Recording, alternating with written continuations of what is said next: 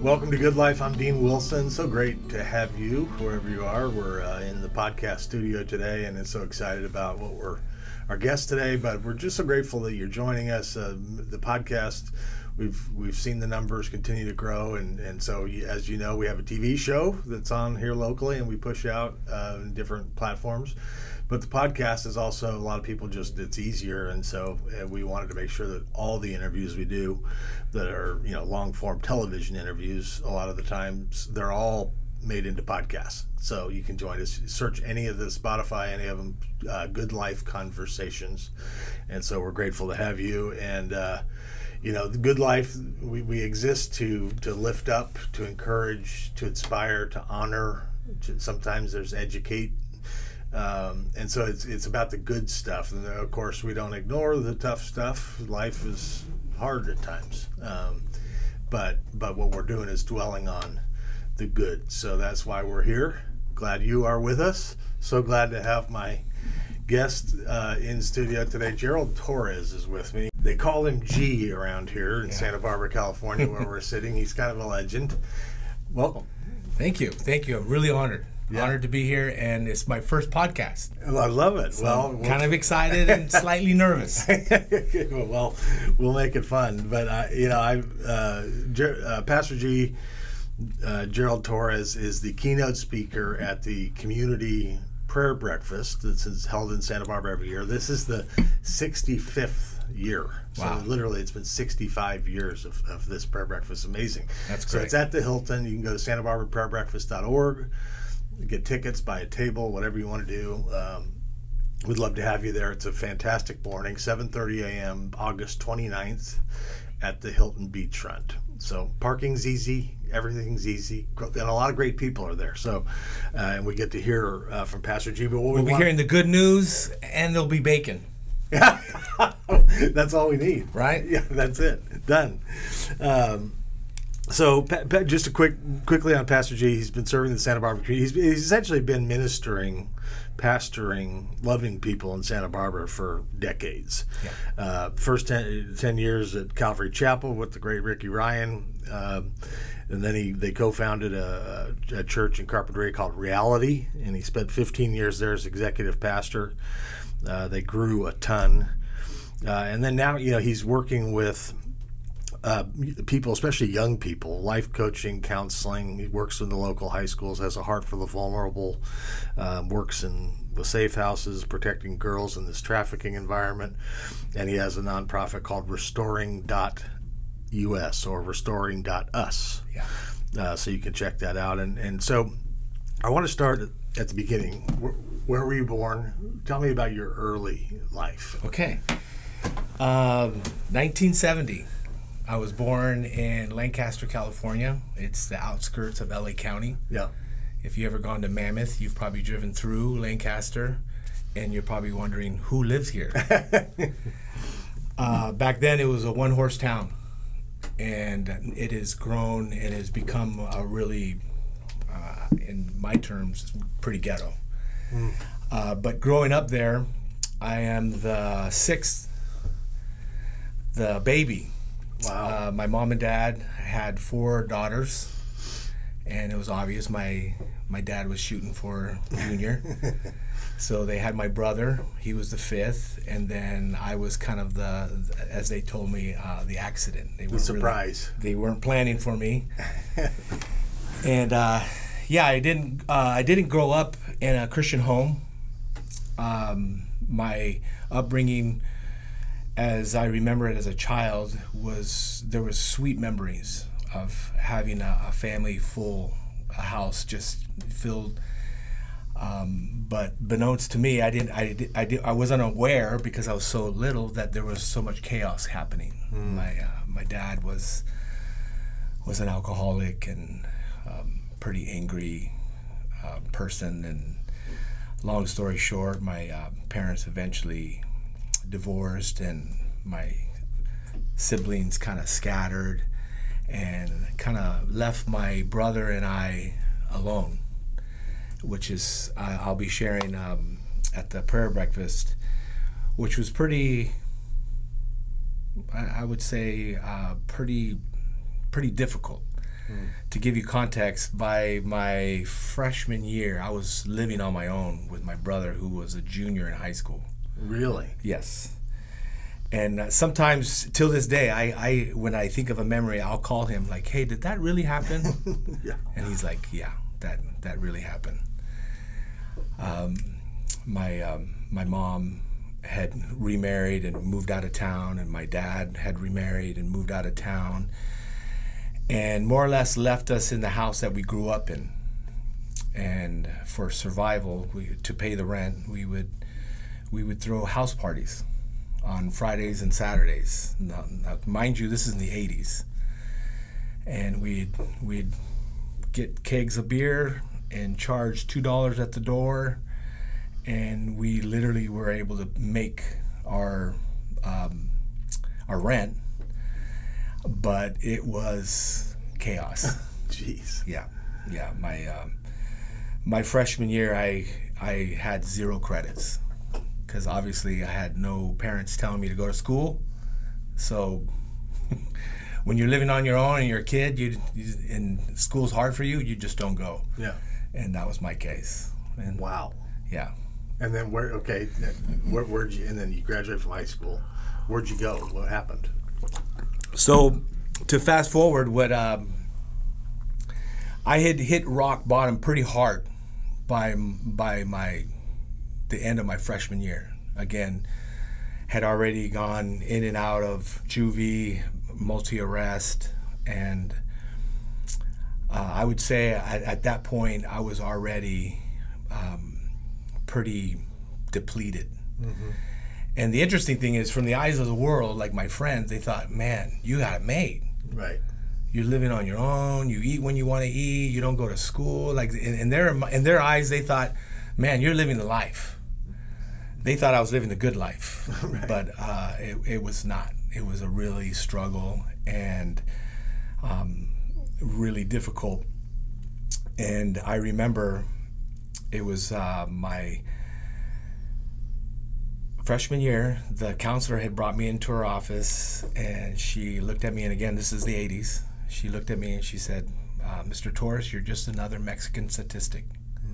And I'm like, "What?" She said, "Oh, you're going to end up dead or in jail."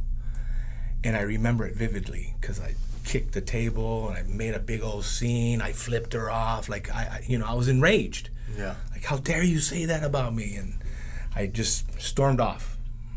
And I remember that night crying myself to sleep, thinking, she's absolutely right. Wow. And that particular night, I had a dream. And it was one of those dreams where it was so real, and there was a sense that my life had ended and I wasn't going to a good place.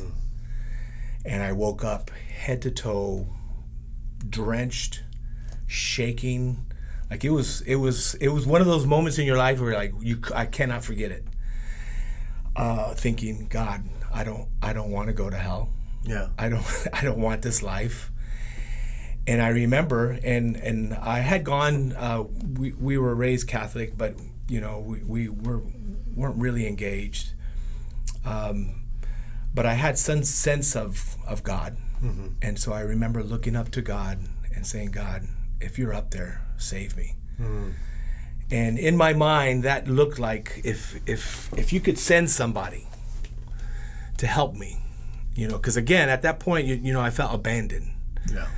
And I felt alone. I had my brother, who was my, everything, but he was in the same predicament. Yeah. He was only 2 years older than me. And I remember asking God specifically, "Send me a girl to help me." And that's when I met my wife. Long story short, she was going to the same high school, and when I asked her out, this is what she said to me. She said, "Well, if you're going to go out with me, no sex, no drugs, no drinking, and you're going to church with me." And I literally remember looking up and going, "Okay, all right, This is the one." Right.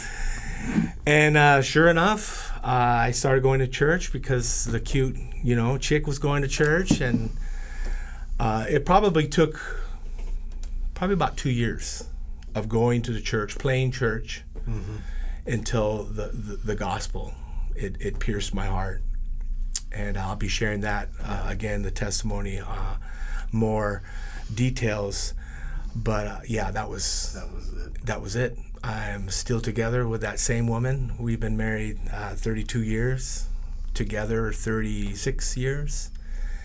And it's an incredible story. So she's an amazing She woman. is. She really, really is. I mean, at that age to make those decisions.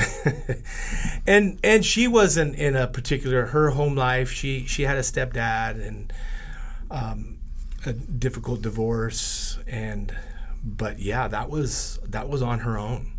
That was something that, it wasn't her mom that said anything. It was her that said, hey, if this is going to work, these are the boundaries. And at the time, I didn't understand the boundaries, but I just knew that this was the lifeline that God had thrown me. Yeah. Wow. And so I grabbed a hold of it. You haven't let go. That's good. What is your wife's name again? I probably have that down here. Her name is April. April. Yeah. Wow. Yeah. She's a 6th grade teacher at Providence. Okay. Miss Torres is anyone who's had their kid go through that. I call her, she's a discipler. She's more than a teacher. She is a discipler. After we had gotten married, what moved me out of Lancaster is she got accepted to UCSB. And so I followed her out here. We were staying in married student housing off of Stork Road. Yeah.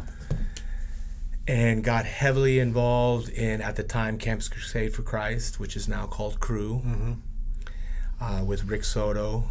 And that's when discipleship, the Word of God, that's where I grew.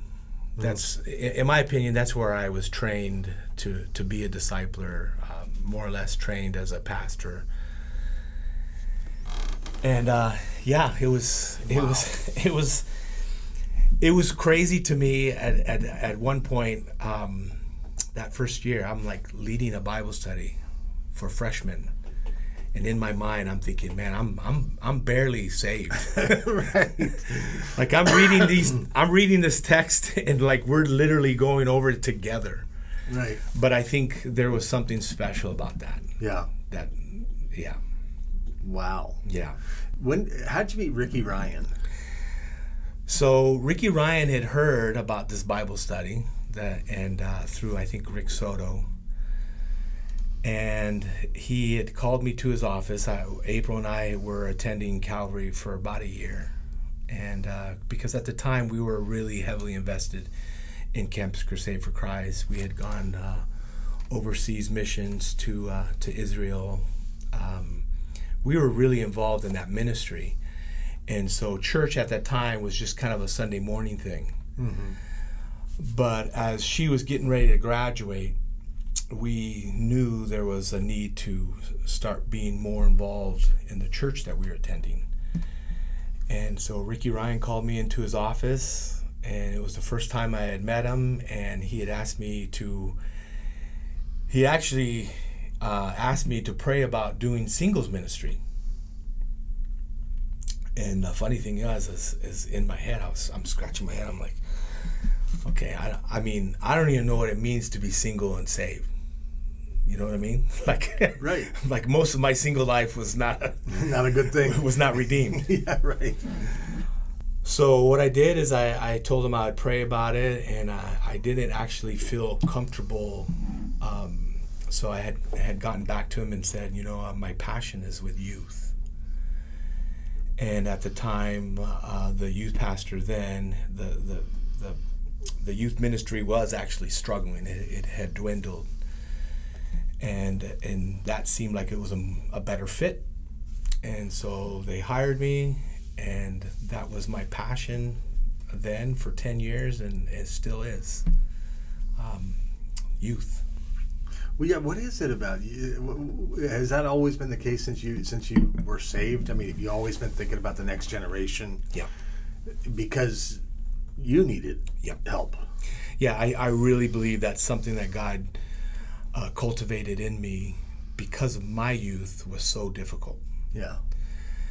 And even, at Reality, youth ministry was paramount. I've always seen that value in pouring into the youth, because obviously it's our future. Yeah. But even more so now, our current culture really doesn't have a good handle on what our youth are going through. Our youth, what you and I struggled with in high school, is not the same of what our current youth are struggling with in this culture. It's really, really tough. But yes, to answer your question, I've always had a passion for youth. And I really believe it stemmed from my difficult upbringing and my difficulty of knowing what it's like to more or less be abandoned, struggling, and trying to get by. And they're out there. Oh yeah. In droves. Yeah. God sent you April. He did. He really did. So, I totally agree with you about the young people. And, it's interesting. At Yale University, in 300 years, the most popular class is called Psychology and the Good Life. They line up waiting. This is the class at Yale. 1/4 of all undergraduates take this class. And the reason I bring that up is the young people are looking for the truly good life. What does it mean to have a good life, right? Not cars and shiny objects, but actual peace, joy, love. And they're not getting it on TikTok. And they're not getting, and then now we have a drug epidemic and suicides and fentanyl, but it's, when you think about the fact that the gospel, this good news that we have, that you have, is the answer. Yes, absolutely. It's inspiring to say, let's go, because they're looking for it, right? Yep. I know for me personally, whenever there was a message about truth, peace, or any type of future, hope. Yes, hope. That is what got me. Those were the messages, because when you're young and you don't have a sense of hope, which our current culture is just depleted. You got your online, they're just being robbed. The hope for them is looking so dim. You got a party that's saying the world is going to end, the climate control. There's just so much negativity that hope, fear, and so much peace fear is just diminished. And so what does it do? Is it stirs up this fear. The anxiety that kids deal with.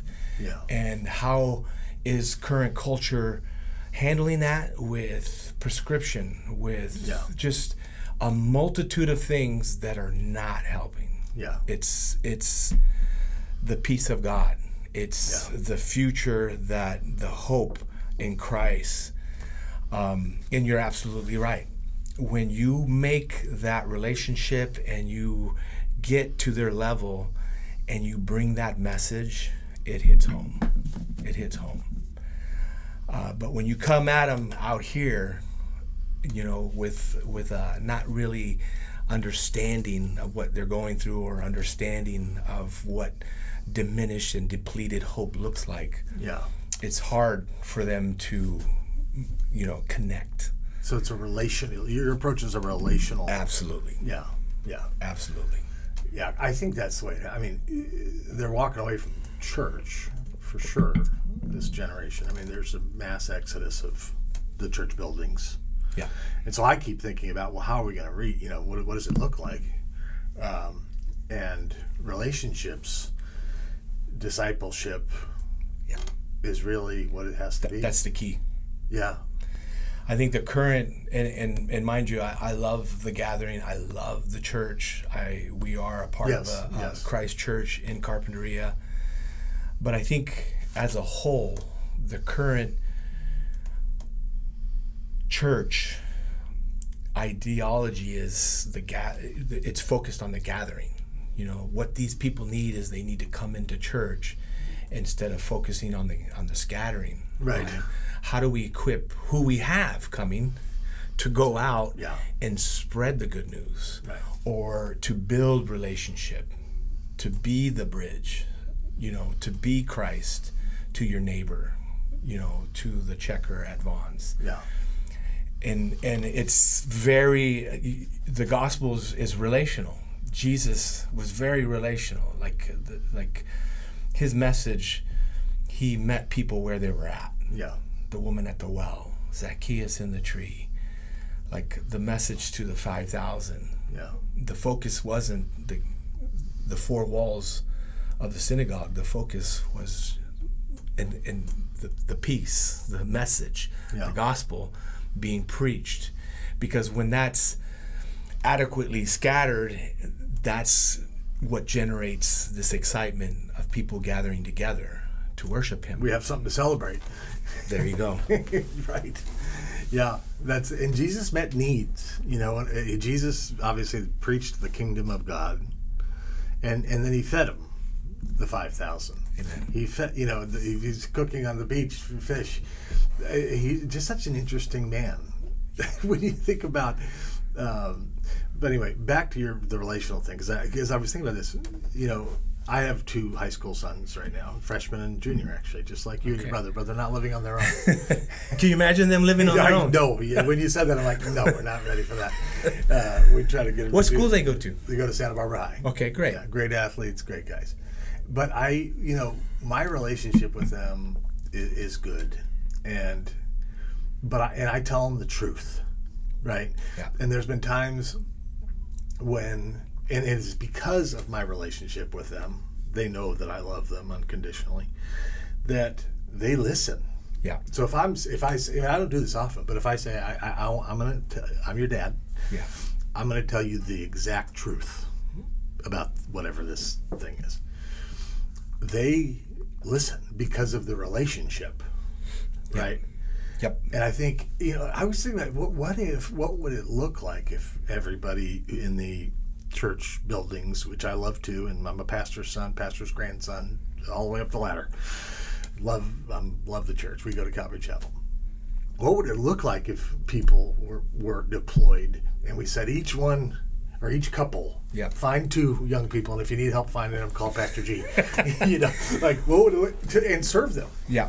No, I think that would be phenomenal. Like if you think about the call on a marriage, I think current culture has not really grasped what God's intent of a marriage to be.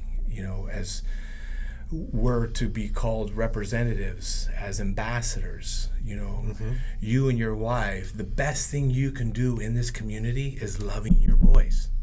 Right. By loving them and loving anybody who they're attached to when their friends come over, whether they've got rings, nose pierce, it doesn't matter. You're just going to love them. Like, in my opinion, that is what the gospel can look like. Yeah. When you see your marriage as a purpose outside of just for each other. A lot of marriages, the intention is, what's in this for me?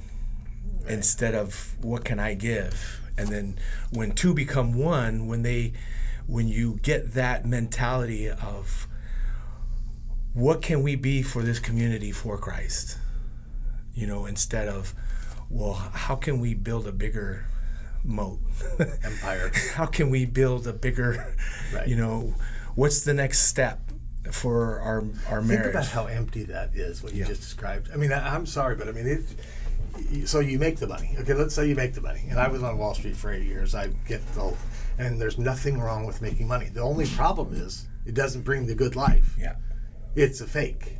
So you end up in the bigger house with the bigger walls further away from everybody, but you still got to be there. Yeah. Wherever you go, there you are, right? And so you find people numbing, and the pills, I mean, to be a fly on the wall at the CVS in Montecito, you know? Like, it unfortunately, Yeah.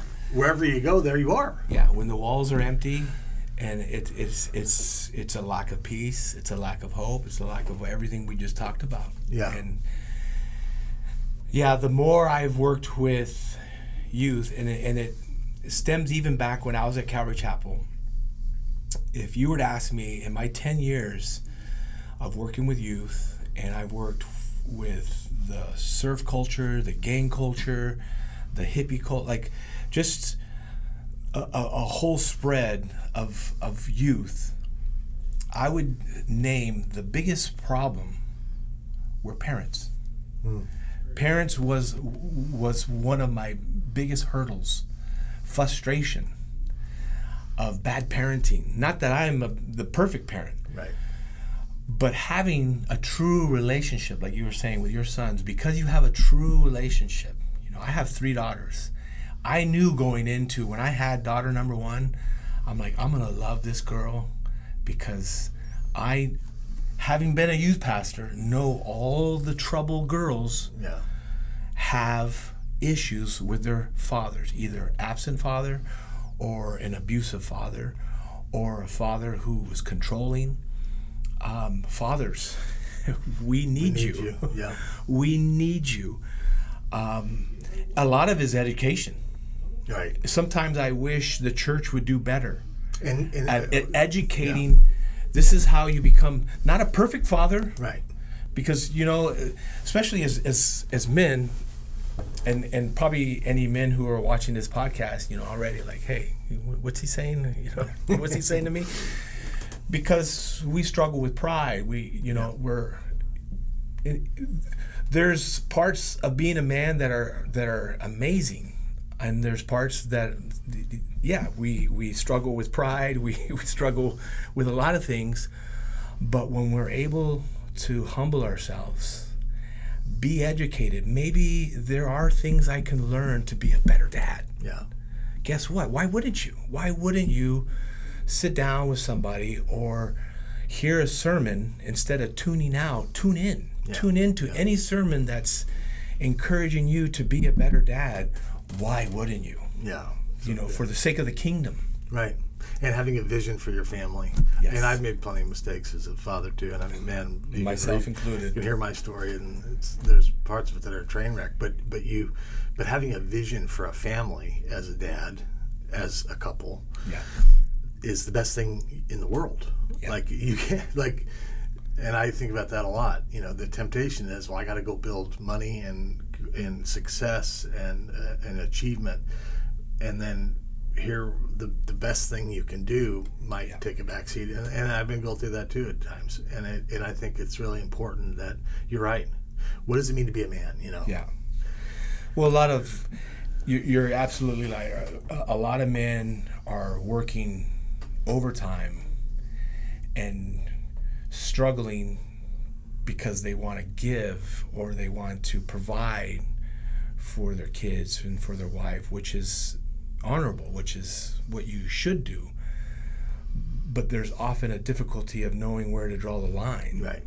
Like, okay, what my kid needs most right now is not that extra cool e-bike. He needs me. He needs me. Yeah. He needs me to go on a bike ride with him. Yeah. Right. And unfortunately, that it's a lot of times men come in the game too late. They realize as their sons and daughters are going sideways, oh, There's a problem. there's a problem. Yeah. But it starts with day one. Yeah. When the husband says, hey, let me carry, and wife, you go take a nap because you were up all night. You know, taking the steps of really engaging in your kids at the youngest age. Yeah. And that's something that I can say with my daughters. There's times where I can spend 30 minutes on the phone with them and I'm hanging up going, wow. Like, that's crazy that they have such a relationship where we can talk on the phone for long periods of time They're not perfect. My daughters aren't perfect, but we have a really healthy relationship where I can speak into their lives. And it all started when I was doing daddy-daughter dates when they were little. Right. And so I know their love language. You know, my oldest one, you know, anytime I want to take her out, a dinner, a steak dinner for That's Natalie is her love language. Me too. And as it is mine. Yeah. We only have a minute left. Do you think there's a little bit of a revival happening right now in our country under the surface, under all this? Do you think there's something stirring where people are really thirsty for the gospel? Absolutely. Absolutely. Because the Holy Spirit is still at work.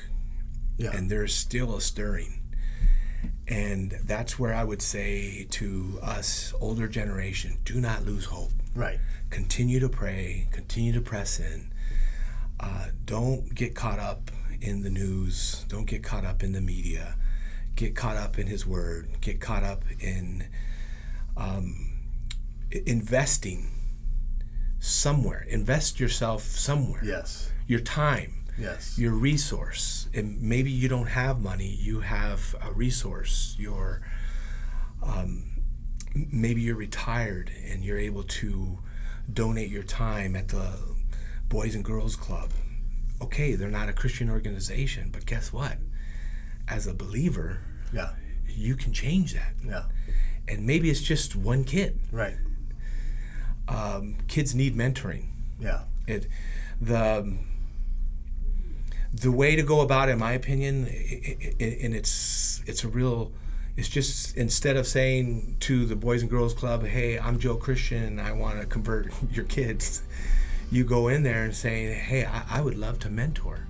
Mm-hmm. I would love to mentor a kid. And I would say after taking that kid out to eat tacos and burritos and expose, you know, him to wonderful things like, you know, Pismo, just different things, you'd be amazed of what happens when you share the gospel after building a relationship. So good. What a word. We could talk all day, but unfortunately we're out of time. But this, as you can see, this is why we want you to attend the Santa Barbara Community Prayer Breakfast. Yes, love to see you there. Love to see you there. August 29th, 7:30 a.m. at the Hilton. You can go to santabarbaraprayerbreakfast.org. Get a ticket, get a table, whatever you want. We will be there. Love to see you. Don't let money be an issue. Yeah, don't let money be. If money's an issue, you can contact the Turner Foundation, and we could probably hook you up. G, what a legend. Great to see you. Thank you, brother. Yeah, this has been fun. God bless. Thank you for joining us. We'll see you next time.